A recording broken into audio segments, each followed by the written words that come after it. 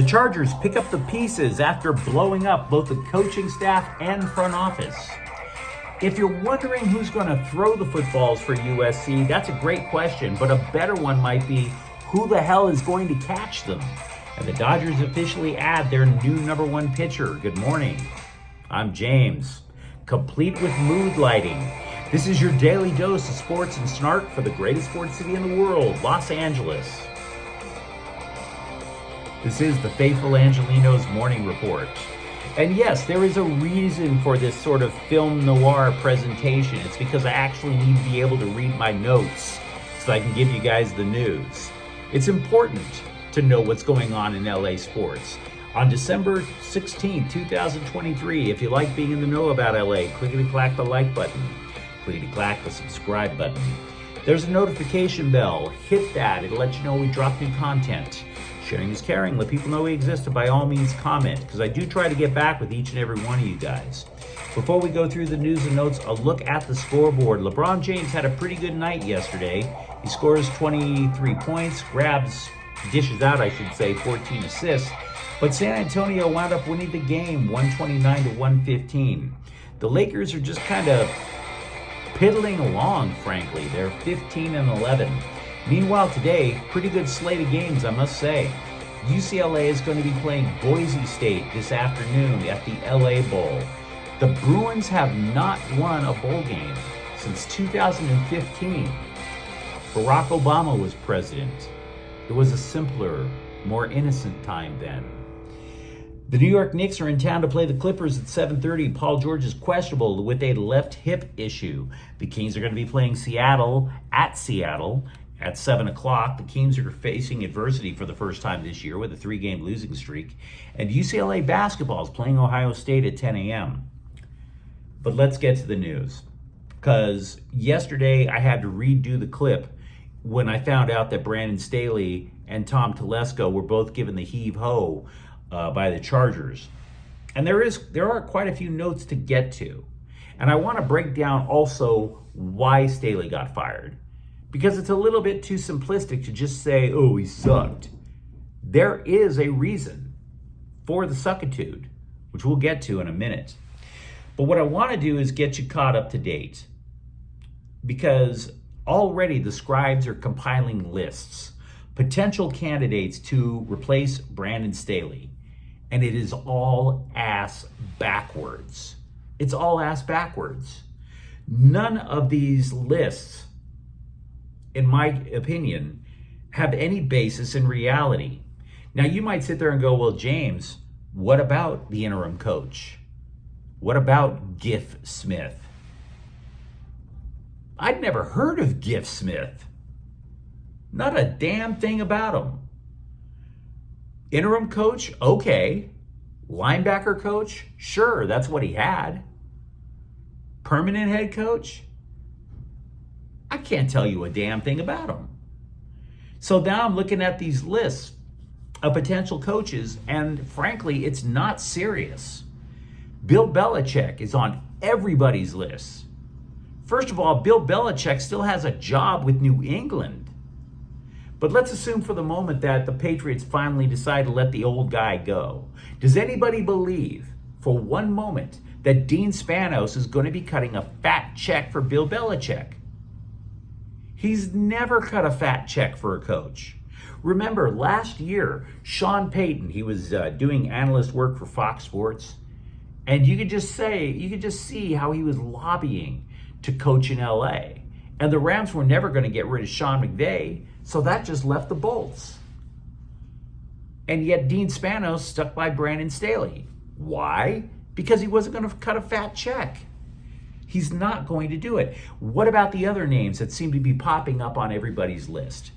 Eric Bieniemy, the former offensive coordinator for Kansas City, doing the same gig over with the Washington Commanders now. Well, Bieniemy keeps getting interview after interview with all these other NFL teams, never gets the job. Why is that? Now, some people would suggest racism.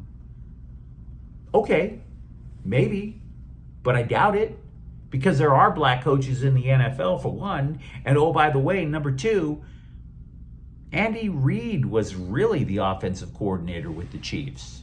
He was the play caller, not Eric Bieniemy. Is it possible that Eric Bieniemy is more hype than reality? Is it possible, maybe, that Eric Bieniemy is bunking all these interviews that he's going on? Another name that's getting thrown around a lot, Lincoln Riley. Lincoln Riley. And all these scribes are completely ignoring, completely oblivious to what happened with USC last season.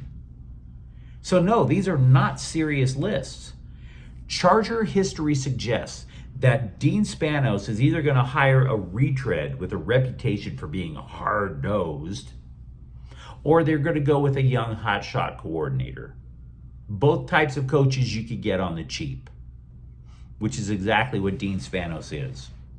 But there's one other point that the scribes are absolutely oblivious to. You have to have a GM most cases before you hire a coach. The hierarchy of the organization is the GM hires the head coach. Putting out a bunch of names for potential head coaches for the Chargers is completely pointless if they don't have a general manager. Now, the Chargers have an interim general manager, just like Giff Smith is the interim head coach. JoJo Wooden was a former director of player personnel. Could he wind up getting the full-time GM gig? Maybe. But it's too early to say. And until that decision gets made, all of this talk about who's going to be the next head coach is a complete waste of time. Now, to be clear, despite the flaws on the roster and despite being owned by the Spanos family, the job absolutely has an appeal, even to the big name candidates like a Belichick, solely because of quarterback Justin Herbert. And Dean Spanos knows this.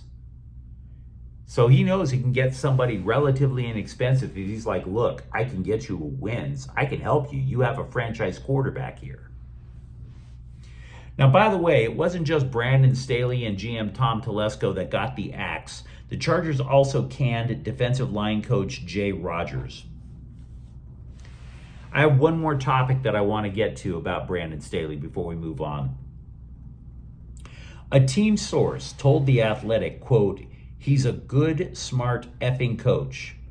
Too smart for his own good sometimes, unquote. And I thought about that a lot over the last 24 hours. Because it's not enough to simply say that Brandon Staley sucked. Because Brandon Staley was accomplishing miracles when he was the defensive coordinator with the Rams. What the hell happened? And I believe I know what exactly happened, frankly. Because basically, he was amazing, according to everybody involved. He was absolutely amazing in terms of going to a chalkboard and start drawing up X's and O's on defense. The problem that you face, though, when you are a head coach is that you have to impart the vision, the wisdom of your X's and O's onto the players. If there is a disconnect, it's all going to blow up right in your face. And to me, that is exactly what happened to the Chargers. I can explain to you the Chargers defense in about a minute, and it'll make your brain melt because it's complex. The Chargers run a cover 6 scheme. Now, if you've watched football, you've heard a lot of cover 2. Cover 2 is basically taking the two safeties, putting them way off the line of scrimmage to avoid the deep play. What the cover 6 is it's a hybrid. Cover 2 on one side of the field, cover 4 on the other. In other words, quarters defense on one half of the field, cover 2 on the other. 2 + 4 = cover 6. Get it? Well, whoever gets cover 2, that's going to be on the strong side of the offensive formation. Do you see what I'm saying here? It's starting to get super complex. And oh, by the way, these players have to be able to communicate what the coverage is to each other like that. And if they don't communicate it properly, you're going to see blown coverages all over the field. And if you watched Charger football at all this year, there was blown coverages all over the field. Brandon Staley can go to a chalkboard and draw up X's and O's. What he could not do with the Chargers was communicate it. He could do it with the Rams, couldn't communicate it well enough with the Chargers, and that's why he's out. Too complex for the room. He was explaining everything over everybody's heads, in my opinion.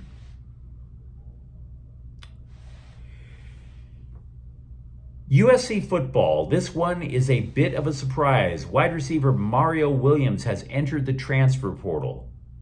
He followed Lincoln Riley over here from Oklahoma, and that's what makes it such a surprise. He was also pretty effective, scored 11 touchdowns in his 2 years with the Trojans. But here's an even bigger problem for USC. This means as many as 5 wide receivers will not be back with USC next year. It's not just Mario Williams. It's Taj Washington, Brendan Rice, Michael Jackson III. And oh, by the way, remember Rayleigh Brown, the running back who got converted to wide receiver? 5 wide receivers gone, just like that. So you're sitting there going, holy crap, what's left? You have an underutilized Dorian Singer. You have a senior in Kyron Hudson. And by the way, I never even heard of Kyron Hudson until I started looking over the roster. We have spent a lot of time. We have to be honest with ourselves if you're a USC fan, and I am a USC fan. We have to be honest with ourselves. We have spent a lot of time talking about players and coaches leaving the UCLA football program. But if you're being honest, that is a massive drain of talent in terms of offensive skill for USC. That is a problem, an absolute problem. Meanwhile, for the Trojans, the transfer portal may taketh, but at least traditional recruiting can giveth back. 3-star linebacker Lorenzo Cowan of Georgia has decommitted from Kentucky because he wants to play defense for USC. Cowan is the 19th commitment of high school talent from the class of 2024 that wants to come to play for the Men of Troy. The Trojans, by the way, still rank in the teens in terms of national high school recruiting, but they did say they were going to pay more attention to defense. 3 defensive players in the last week alone have bought what defensive coordinator DeAnton Lynn is selling. So yeah, there may be a dearth of offensive skill with USC next year, but they are following through on a promise to work on their defense. Tyler Glasnow did complete a contract extension with the Dodgers yesterday morning, 4 years for $110 million. And because of that, that completes a trade that we were breaking down yesterday. So what's next for the Dodgers? Well, the Athletic Major League Baseball insider, Ken Rosenthal, he's the guy you see on Fox with the bow tie, said the Dodgers are focused like a laser beam on signing Japanese prospect Yoshinobu Yamamoto. They did meet with him earlier this week, but this guy has a lot of suitors, so we'll have to see what plays out there. Kings goalie Phoenix Copley was injured at practice yesterday and had to be helped off the ice. Now, the nature of the injury was not disclosed. They're just calling it lower body injury. The problem for the Kings, though, is that they do, in fact, have games on back-to-back nights next week. So the Kings have summoned a goalie from the AHL affiliate out in Ontario, David Rittich. Also, defenseman Vladislav Gavrikov, he is out, also with the dreaded lower body injury. How delightfully vague. We mentioned UCLA football in passing a few moments ago. Former Navy head coach Ken Niumatalolo will replace Jeff Ferris as tight ends coach. Now, Niumatalolo was given the silly title of Director of Leadership because NCAA laws dictated that the Bruins had too many coaches on the field. So they just basically gave him a cushy office job. But now that a couple of coaches have left UCLA, well, now the guy gets to go grab his short shorts and his whistle again. So we'll see what plays out for the Bruins starting in the LA Bowl this afternoon. But you let me know what you think in the comments thread. Talk to me about the future of the LA Chargers in terms of coaching and the front office. Tell me what you think about USC football, now surprisingly lacking in offensive skill. And if you enjoy the content, don't forget to subscribe to Faithful Angelenos. We're talking LA sports every single day here. Thank you for watching. I'm James. We'll be back tomorrow. Faithful Angelenos is a Keanu Corte El Queso production. Take care.